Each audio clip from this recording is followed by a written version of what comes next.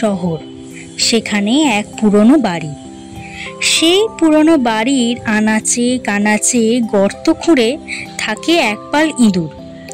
তারা বেশ সুখে শান্তিতেই আছে।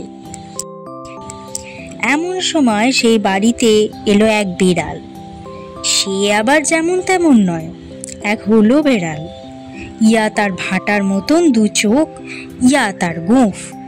দেখে তো ইঁদুরেরা ভয়েই সারা। দিনের বেলায় বার হওয়া তো দূরের কথা, রাতেও তারা বেরোতে পারে না। কে জানি কখন বেড়াল এসে ঝাঁপিয়ে পড়বে আর তাদের সাবার করে দেবে। গর্তেই তাই বসে থাকে আর ভাবে, কিন্তু তাদের দিন আর চলে না। নেই খাবার, কোনো রকম খাবারের সন্ধানেও তারা বেরোতে পারে না। শেষে তারা ঠিক করলো এক সভা ডাকা হবে। সেই সভায় ঠিক হবে বেড়ালের হাত থেকে বাঁচবার উপায়।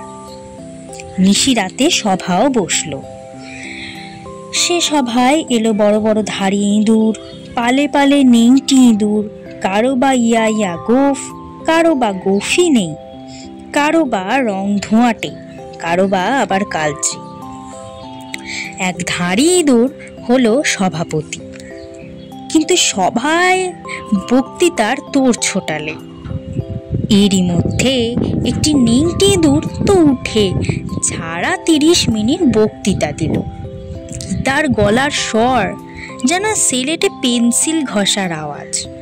তার কথায় যেন আগুন ছুটছে, কানে তো তালা লাগছে। সে বক্তৃতার শেষে বললে, আপনারা সবাই হাজির আছেন, আপনাদের আমি ডাকছি, আসুন।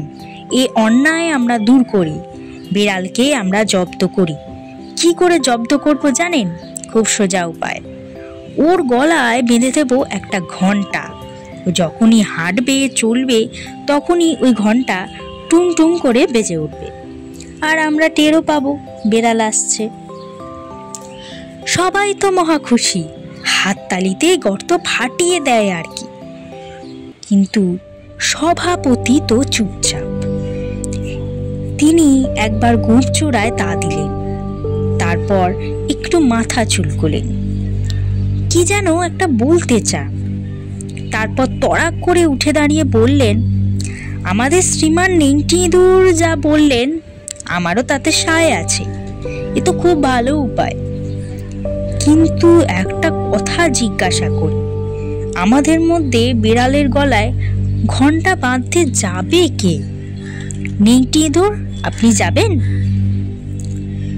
আবার সবাই চুপচাপ। নেংটি ইঁদুরের দিকে সবাই তাকাচ্ছে, কিন্তু সে ততক্ষণে ভিড়ের মধ্যে বসে পড়েছে। সভাপতি মশাই আবার বললেন, নেংটি ইঁদুর না যান, আপনারা ধাড়িরাও তো আছেন, আপনারাই কি যাবেন?